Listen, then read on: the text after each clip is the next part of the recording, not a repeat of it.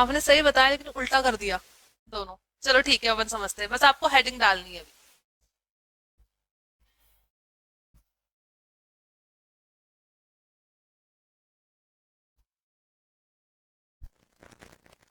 Done. अब इधर देखिए, देखिए हमने बहुत सारे फैक्टर्स पढ़े थे जिसकी वजह से क्या होती है, डिमांड चेंज होती है। पहला देखा था प्राइस, एक देखा था price of related goods. Related goods में हमने दो गुड्स देखे थे, सब्स्टिट्यूट गुड्स और कॉम्प्लीमेंट्री गुड्स, उनकी वजह से भी डिमांड चेंज होती है। एक टेस्ट एंड प्रेफरेंस भी देखा था। इनकम को किससे डिनोट करते हैं, वाई से, इनकम भी देखा था। और पॉपुलेशन भी देखा था, क्लाइमेटिक कंडीशन भी हो सकता है। और एक हमने देखा था डिस्ट्रीब्यूशन ऑफ नेशनल इनकम। इसके अलावा भी आप जो फैक्टर्स हो सकते हो वो भी आ सकते हैं, ये सारे नहीं। अगर डिमांड में चेंज होने का रीजन सिर्फ क्या है, प्राइस, तो इसको क्या बोलेंगे, एक्सपेंशन एंड कॉन्ट्रैक्शन। कैसे, एक्सपेंड क्या हो रही है, डिमांड, और डिमांड एक्सपेंड कब होती है, जब प्राइस कम होती है। तो प्राइस कम होगी और डिमांड ज्यादा होगी तो उसको क्या बोल देंगे, एक्सपांशन। कॉन्ट्रैक्शन मतलब डिमांड का कॉन्ट्रैक्ट होना, कॉन्ट्रैक्ट मतलब कम होना या सिकुड़ना। और जैसे ही प्राइस ज्यादा होगी तो डिमांड क्या हो जाती है, कम, तो इसको क्या बोलेंगे, कॉन्ट्रैक्शन। इजी है। मतलब एक्सपांशन एंड कॉन्ट्रैक्शन सिर्फ किस वजह से होता है, चेंज इन प्राइस। तो अदर फैक्टर्स को मुझे क्या मानना पड़ेगा, constant. Ultimately law of demand ही तो है। एक्सपांशन कॉन्ट्रैक्शन अपने आप में क्या है, law of demand. Law of demand में तो यही बोलता है, there is always inverse relationship between price and quantity demanded subject to other things remaining constant। तो यहाँ पे भी तो यही हुआ एक्सपांशन कॉन्ट्रैक्शन में, मैंने सिर्फ प्राइस में चेंज को माना, अदर फैक्टर में चेंज को नहीं माना। और यहाँ पे एक्सपांशन प्राइस के लिए यूज हुआ कि डिमांड के लिए, डिमांड के लिए। डिमांड एक्सपेंड हो रही है और डिमांड एक्सपेंड कब होगी, जब प्राइस क्या हो जाएगी, कम। डिमांड कॉन्ट्रैक्ट कब होगी, कॉन्ट्रैक्ट मतलब कम होना, जब प्राइस क्या हो जाएगी, इंक्रीज। तो that means expansion and contraction occurs only due to change in price only। ठीक है। Increase and decrease in demand कब होगा, इन सब में से किसी भी फैक्टर्स में चेंज हो जाए बट प्राइस में चेंज नहीं होना चाहिए। जैसे इनकम ज्यादा हुई तो डिमांड क्या होती है, ज्यादा, इसको क्या बोलेंगे, इंक्रीज इन डिमांड। इनकम कम हुई, इनकम कम हुई तो डिमांड क्या हो गई, कम, इसको क्या बोलेंगे, डिक्रीज इन डिमांड। किसी एरिया में डिस्ट्रीब्यूशन ऑफ नेशनल इनकम ज्यादा है तो वहां पे डिमांड क्या होगी, ज्यादा। That is not expansion in demand, that is increase in demand. Because ये प्राइस के अलावा क्या है, अदर फैक्टर है। कोई सा भी फैक्टर ले सकते हैं, प्राइस के अलावा अदर फैक्टर्स में चेंज हो जाने की वजह से डिमांड चेंज होगी। तो इंक्रीज हुई तो इंक्रीज इन डिमांड, डिक्रीज हुई तो decrease in demand. But price के केस में कभी भी इंक्रीज और डिक्रीज वर्ड यूज नहीं करते, क्या यूज करते हैं, expansion and contraction in. Clear हो गया, ठीक है, इसको लिखिए।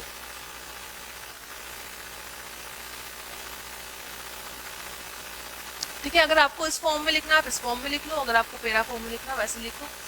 मेरे पास स्पेस होता है इसलिए मुझे ये प्रेजेंटेशन वाला तरीका ठीक लगता है।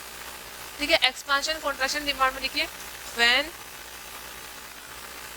There is change in demand, यहाँ पे ना change in quantity demand, quantity demanded due to change in price only. जब प्राइस में चेंज होगा अदर फैक्टर रिमेन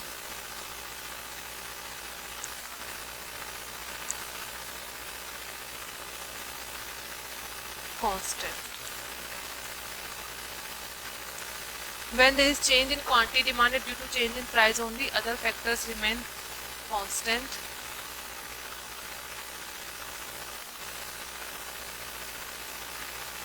एक्सपांशन किसको बोलेंगे, प्राइस कम तो डिमांड ज्यादा, एंड कॉन्ट्रैक्शन इज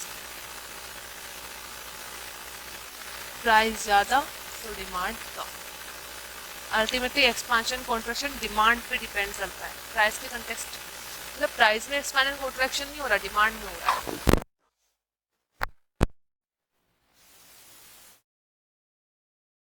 अब देखिए इसको अपन को ग्राफ के थ्रू भी करना आना चाहिए। क्यों आना चाहिए? क्योंकि वहां पे एक रीजन है। कोई आपसे ग्राफ नहीं पूछेगा एग्जाम में बनवा के, बट वहां से कैसे क्वेश्चन आता है अभी देखेंगे। पहले आपको अभी कुछ भी नहीं बनाना, सिर्फ बोर्ड पे देखना है। जब भी हम इसको ग्राफ पे डिनोट करेंगे तो आपको पता है ग्राफ पे कितने एक्सिस होते हैं? दो होते हैं, एक्स एक्सिस और वाई एक्सिस।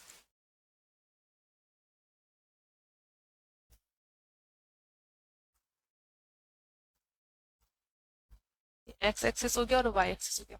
वाई एक्सिस पे क्या डिनोट करते हैं? प्राइस की क्वांटिटी। प्राइस करते हैं, यहाँ पे अपन ने प्राइस दिखा दी और यहाँ क्या दिखा दी? Quantity demand.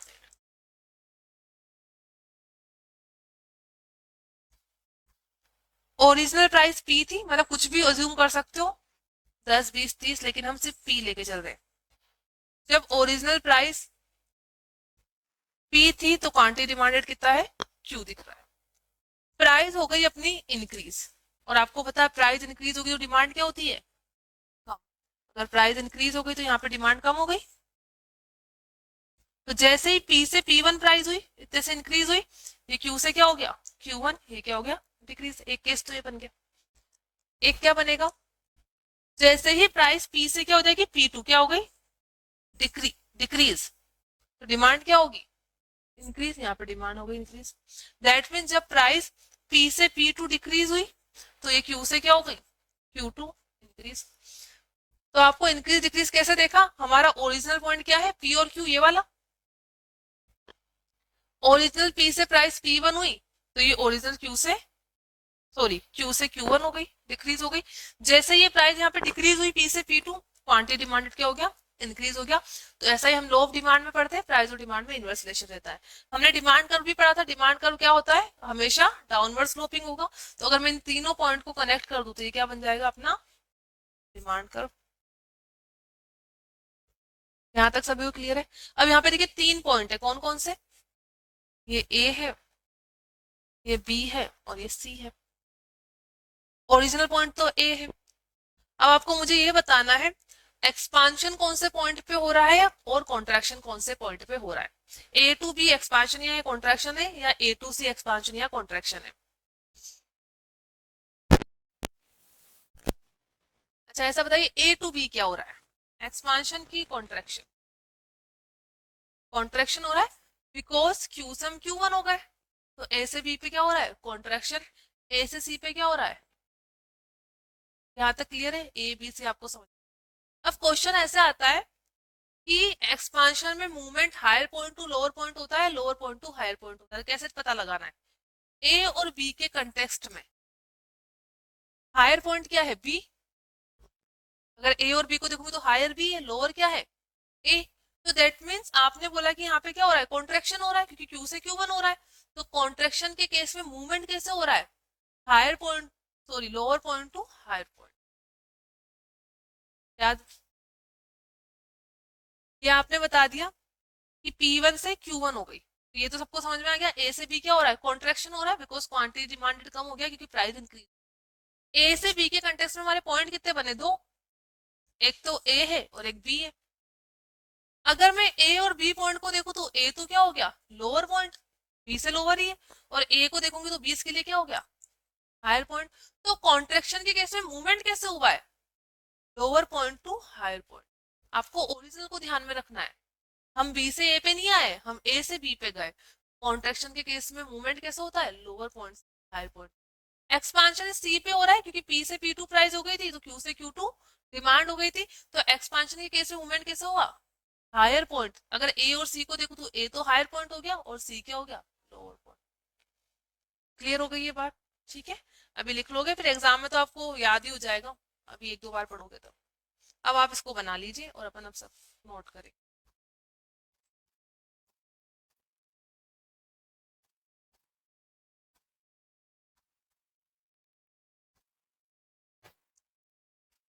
हमेशा ओरिजिनल पॉइंट है, ये बी पॉइंट है, सी एक point.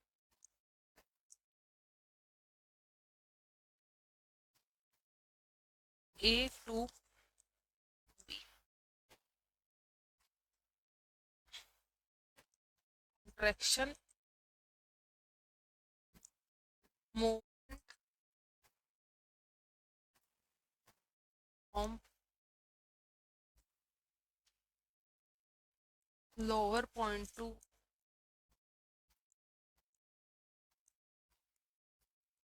higher.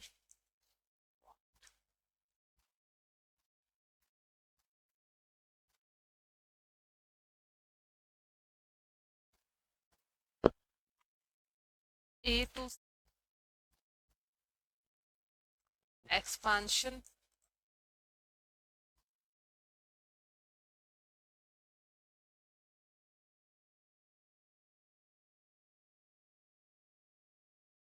higher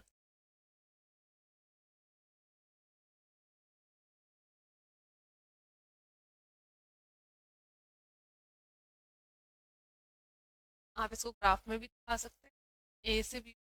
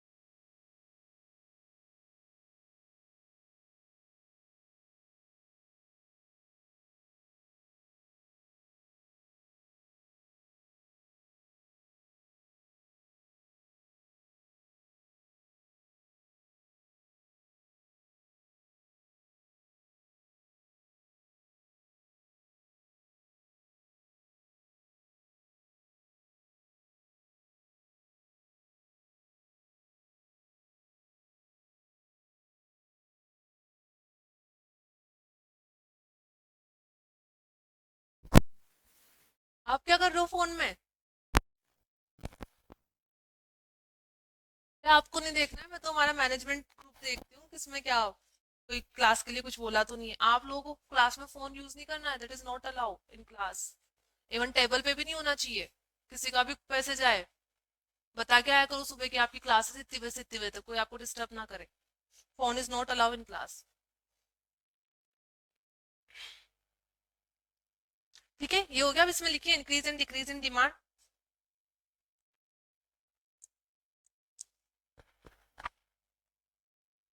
when there is change in demand due to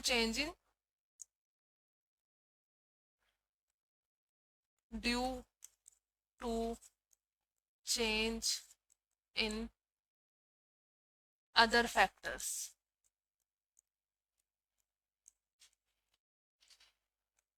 other than price. When there is change in demand due to change in other factors other than price. और other factor आपको पता ही है, other factors means price of related goods,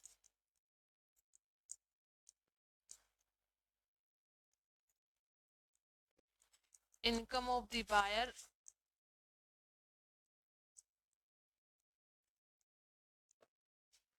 taste and preference, etc. किसी ने इसको para form में भी लिखा है क्या? सबने इसी तरीके से लिखा है ना? लिखा है क्या पैरा फॉर्म में? तो इसके बाद आप दो लाइन छोड़ना, एक मतलब इतनी की एक दो लाइन छोड़ना है, आप एक दो चीजें और लिखनी या इसके ऊपर पॉइंट पे कहीं लिख देना। अदर एक लाइन और लिखनी है इसमें, वो अभी लिखेंगे, इसको पूरा करें। Other factor means price of related goods, income of the buyer, taste and preference etcetera. इसका भी हमें क्या बनाना है? कर्व बनाना है। अब कर्व आपको नहीं बनाना है, अभी सिर्फ मैं बनाऊंगी, आपको सिर्फ इधर देखना है। अगेन कितने एक्सिस होते हैं? दो, वाई एक्सिस और एक्स एक्सिस। वाई पे क्या दिखाते हैं? प्राइस, यहाँ पे मैंने दिखा दी प्राइस, और यहाँ क्या दिखाएंगे, क्वांटिटी। इस पे लिख के क्वांटिटी लिखू या डिमांड लिखू, एक चीज है, डिमांड लिख दिया। इस वाले में क्या प्राइस चेंज होगी, अदर फैक्टर चेंज होंगे, प्राइस तो क्या रहेगी कांस्टेंट। तो प्राइस कांस्टेंट रखने के लिए मुझे क्या करना पड़ेगा, यहाँ पे एक स्ट्रेट लाइन बनानी पड़ेगी। इसका मतलब प्राइस क्या है, कांस्टेंट है, प्राइस में कोई चेंज नहीं हो रहा। और डिमांड कर्व कैसा बनता है अपना, डाउनवर्ड स्लोपिंग। तो यहाँ पे मैंने ये डिमांड कर्व बना दिया। ये क्या दिखा रहा है, ये हमें ये बता रहा है इस प्राइस पे क्यू डिमांड है, यही बता रहा है। ये पॉइंट हमें क्या बता रहा है, ये ओरिजिनल डिमांड कर्व है। ये जो प्राइस है पी, उस पे क्या है, क्यू डिमांड है। अब देखिए यहाँ पे डिमांड कर्व क्या हुआ, राइट की ओर शिफ्ट हो गया इधर। अगर इधर शिफ्ट होगा और डिमांड इंक्रीज हुई कि डिक्रीज हुई, इंक्रीज हुई। क्यू से कहां पे आ गई, Q1 पे आ गई, तो डिमांड क्या हो गई, इंक्रीज। बट प्राइस तो कांस्टेंट है, कांस्टेंट प्राइस पे ही आपको समझ में आ रहा है, प्राइस कांस्टेंट है फिर भी डिमांड इंक्रीज हो गई। इसका मतलब प्राइस के अलावा अदर फैक्टर्स में चेंज हुआ है।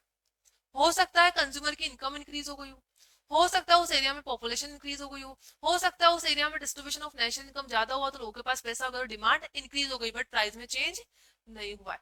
तो जब ये राइट की ओर शिफ्ट हुआ ना, डी से D1, इसको क्या बोलेंगे हम, इंक्रीज इन डिमांड। यहाँ पे तो हमने इसको क्या बोला था, ए टू सी को एक्सपांशन। बट ए की डिमांड कर्व पे हमको पता लग रहा था, बट यहाँ पे ए की डिमांड कर्व से पता नहीं लगता है क्योंकि प्राइस तो कांस्टेंट है। यहाँ पे पूरा का पूरा डिमांड कर्व राइट की ओर शिफ्ट होगा, तब हमें पता लगेगा क्या हुआ है, इंक्रीज इन डिमांड हुआ। इसका वाइस वर्सा भी हो सकता है, किसी पर्सन की इनकम डिक्रीज हो गई, डिस्ट्रीब्यूशन ऑफ नेशनल इनकम कम हुआ है, टेस्ट एंड प्रेफरेंस का चेंज हो गया, उसको कमोडिटी अब कंज्यूम नहीं करनी है, तो डिमांड कर्व किस ओर शिफ्ट हो जाएगा, लेफ्ट की ओर इधर। तो पहले इस पर्सन की डिमांड डी थी, डी से कहां पे आ गया, D2 पे, तो इसको क्या बोलेंगे, डिक्रीज इन डिमांड, बिकॉज अब डिमांड क्या हो गई है, कम। कहाँ आ गई, Q से Q2 पे आ गई, Q से Q2 लेफ्ट की ओर शिफ्ट हो गया, डिमांड कम हो गई, प्राइस तो कांस्टेंट है, इसका मतलब अदर फैक्टर में चेंज हुआ होगा। राइट की ओर शिफ्ट हो गया, D से D1, मतलब डिमांड इंक्रीज हो गई, प्राइस कांस्टेंट है, मतलब अदर फैक्टर में चेंज हुआ होगा प्राइस के अलावा।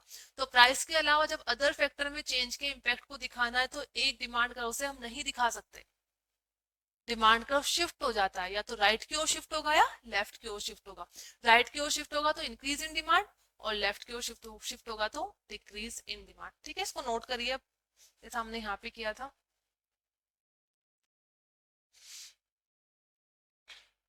D2 D1 नाम लिखने, ठीक है, D1 है ये, D और ये D2 है। D2 D1 rightward shift,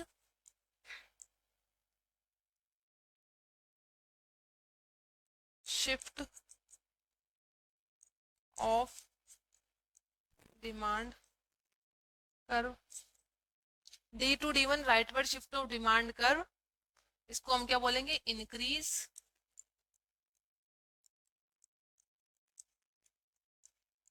in demand. D से D2 हो गया, तो ये लेफ्ट की ओर शिफ्ट हुआ, leftward shift of demand curve, इसको हम क्या बोलेंगे, डिक्रीज इन डिमांड।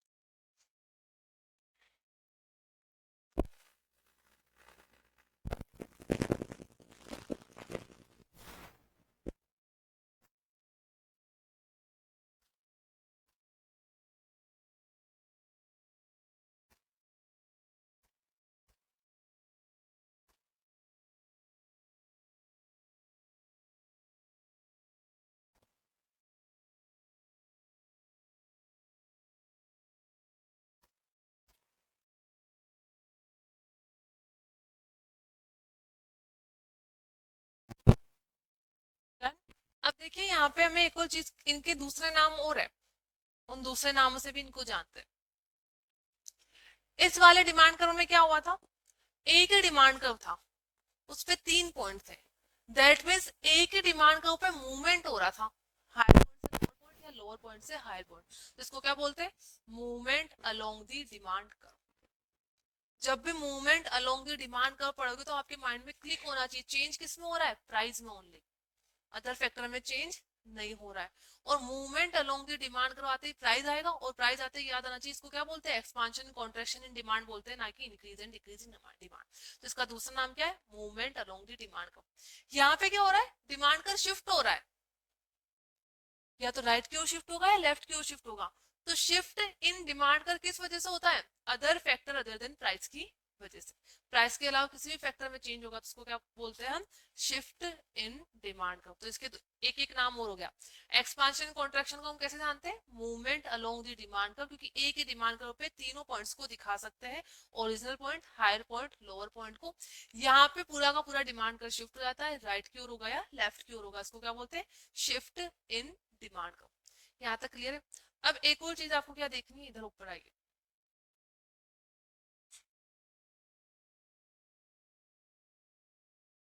देखिए यहाँ पे मैंने एक वर्ड लिखा है क्वांटिटी डिमांडेड, और यहाँ पे लिखा है डिमांड। और जब मैंने आपको लो ऑफ डिमांड की डेफिनेशन लिखवाई थी, वहां पे कौन सा वर्ड लिखवाया था, क्वांटिटी डिमांडेड। तब भी बोला था मैंने, यहाँ पे सिर्फ डिमांड वर्ड नहीं आएगा, क्या आएगा, क्वांटिटी डिमांडेड। उसका रीजन ये है, जब जब जहां जहां इकोनॉमिक्स में प्राइस की वजह से डिमांड में चेंज होगा ना, वहां पे वर्ड क्वांटिटी डिमांडेड ही लिखा हुआ रहेगा। तो जहां पर सिर्फ क्वांटिटी डिमांडेड वर्ड ही लिखा हुआ है, तो आप मान लोगे, क्या मान लोगे, कि चेंज किस में हो रहा है, सिर्फ प्राइस में हो रहा है। जहां जहां सिर्फ प्राइस में, डिमांड में, प्राइस में डिमांड का इम्पैक्ट दिखाना है डिमांड के ऊपर, तो वहां पे वर्ड क्या लिखा हुआ रहेगा, क्वांटिटी डिमांडेड। और जहां पे सिर्फ डिमांड वर्ड लिखा हुआ है, ठीक है, वहां पे प्राइस के अलावा, प्राइस तो कांस्टेंट होगी और अदर फैक्टर में क्या हो रहा होगा, चेंज हो रहा होगा। क्लियर हो गई ये बात। तो जहां ऐसे आपसे ऐसे भी क्वेश्चन आता है, change in quantity demanded occurs to, उसमें लिखा हुआ रहेगा price of its own goods, price of related goods, income of the buyer, taste and the preference. तो क्या लिखोगे आप, price of its own good, option A. ये बात समझ में आ रही, चेंज इन क्वांटिटी डिमांडेड लिखा हुआ है मतलब सिर्फ प्राइस की बात कर रहा है, और चेंज इन डिमांड लिखा हुआ है तो ऐसे दे सकता है, change in demand occurs to, पहले दे देगा change in taste and preference, change in population, both, और लास्ट में देगा चेंज इन प्राइस। तो आंसर क्या होगा, बोथ वाला होगा, प्राइस वाला तो इसमें कंसीडर हम करेंगे नहीं। क्लियर है। तो चेंज इन क्वांटिटी डिमांडेड मतलब प्राइस में चेंज, प्राइस में चेंज मतलब एक्सपांशन कॉन्ट्रैक्शन इन डिमांड, और एक्सपांशन कॉन्ट्रैक्शन इन डिमांड मतलब movement along the demand curve. Change in other factor का मतलब increase in demand, increase in demand का मतलब shift in the demand curve. Clear है answer, या तो राइट की ओर शिफ्ट होगा या लेफ्ट की ओर। तो यहाँ पे इसमें लास्ट में लिखिए, इस वाले में,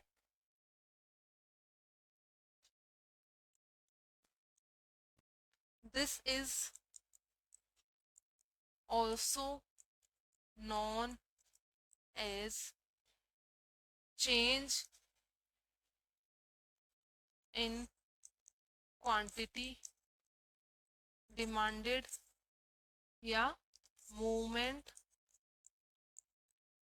along the demand curve।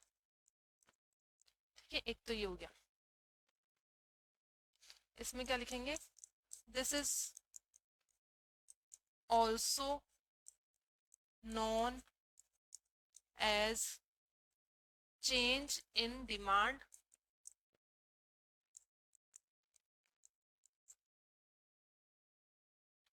या shift in demand curve।